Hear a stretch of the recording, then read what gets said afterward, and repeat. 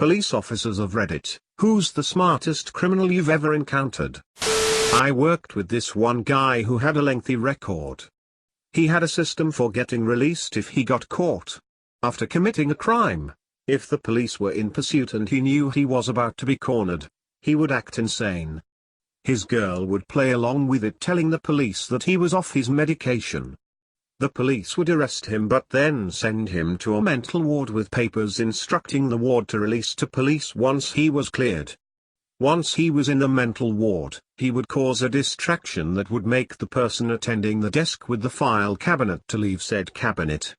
He would then crawl to the file cabinet, look for his release to police papers, and then would literally eat the papers. When the psych evaluators decided that he was stable enough to be released, there would be no instructions to send him to the police, and he would be released to the general public. He did this about 10 times until police officers noticed him back on the streets. This stunt forced the state to change their procedure for detaining mentally unstable suspects. My favorite was the guy who stole a post office mailbox off the street, repainted it, and then put it next to the night deposit box at a bank, and hung an out-of-order sign on the deposit box. All the businesses came along and dropped off their deposits in the mailbox. A guy I went to high school had been stealing from Walmart in a pretty clever way. He would grab video games, MP3 players, beer etc. and throw them away in a trash can in the garden section. The workers never checked the trash contents and he would just wait, sometimes 5 hours, until they emptied the trash in the back dumpster and hop in to get his items. Once he took a cardboard box from a display inside, filled it with video games, a PS3, and extra controllers. He grabbed some tape and pens and drew all over the box and taped it up to make it look used and tossed it. An hour later he had a whole new PS3 and stack of games. I'm not a cop but I worked crime scene. This guy had attached GPS to the bottom of people's cars who owned houses. He wanted to rob. He did it to ensure they wouldn't be showing up while he was ransacking the place. I heard about one person that pulled a shoplifting scam on a large, popular and well-known US retail store. They walked in with some cheap nylon product to get one of those. I walked in with this stickers they used to put on returning merchandise. The sticker easily peeled off the product undamaged. They walked to the electronics department, grabbed an expensive box off the shelf and went to customer service. They placed the sticker on the big box and asked if they could return the item without a receipt. Unfortunately, no. Not without the original receipt. Dang it. And they walk out. Customer service even gave the doorman the thumbs up, having just interacted with the customer. This took place before widespread inventory controls and cameras absolutely everywhere. There's one guy I recently dealt with who is on parole. I stopped him in my city after he was looking to buy drugs. Usually people come from all over to buy drugs and then leave. I issue him a warning and let him go as it's pretty common, and he sang like a bird regarding the people he was trying to buy from. Anyway, the next day, I got a call from his parole officer who said he was alerted the guy was pulled over and wanted to verify that it was his guy that I stopped. I'm a little confused at first, but he goes on to say that the day before, he was scheduled to meet with him but he had an excuse and bailed. His excuse was that he was in the hospital. Well, when he spoke with him the following day, he was able to provide documentation that he had entered the hospital day 1 and had left day 2. Well, I had stopped him at 1:15 in the morning, and after looking at the picture, it was 100% him. Turns out the guy had checked in then out of the hospital on day 1, then in and out again on day 2. He then rearranged half the paperwork to make it look like he was in the hospital overnight, which would make my car stop of him appear like I mixed him up with someone else, as well as give him a valid excuse to miss their meeting. Not sure what's gonna happen to that guy, but I thought it was pretty clever. I remember an officer telling me about a B&E alarm he and his team responded to. No one was there to report the alarm. It must have been a security monitoring company that called.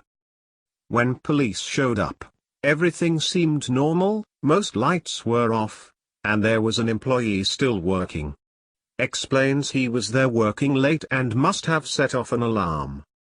They almost believed him until he said you before saying the name of the company he worked for. After that it was downhill, but with a little more research he would have pretty much gotten away with it. This was in the late 90s, early 00s.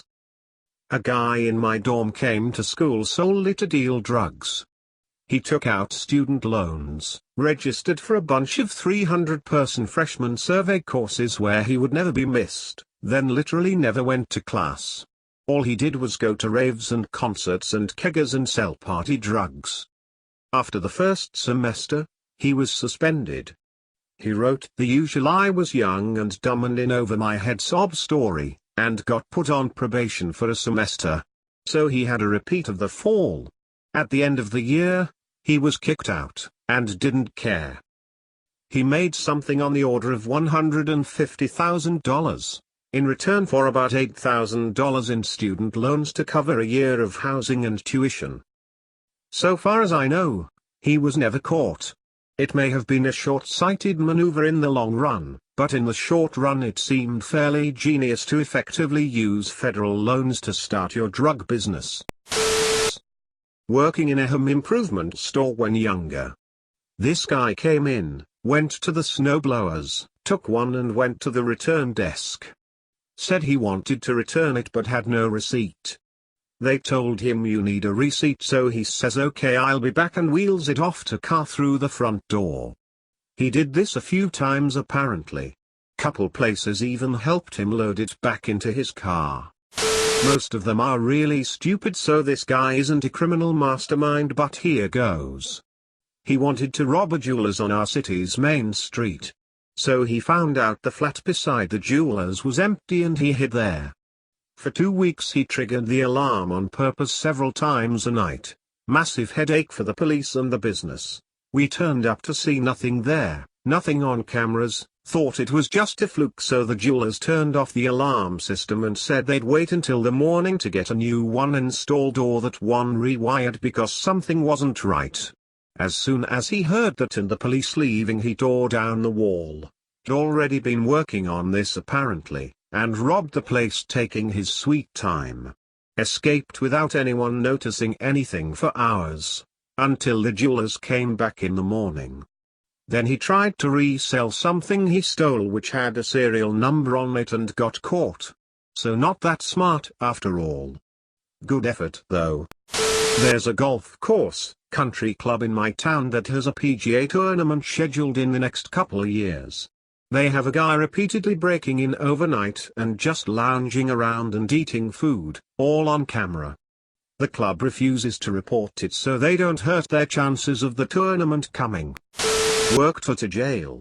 After getting off work, I watched an ex-inmate, homeless, being released. He walked over to a patrol car, looked me in the eye, and elbowed the window in. He was walked back to the entrance and rebooked in. It was middle of January. He didn't want to get too cold. Edit, to the people talking about can't break car windows. That's true. Also depends on the car. The patrol car they used was specifically old model. Used more for the perimeter of the jail unless other patrol cars were in the shop. Those windows had been replaced so many times. I'd give it's the same material or what. And for the ones asking for news links, come on guys, you really think the news reports small-time things?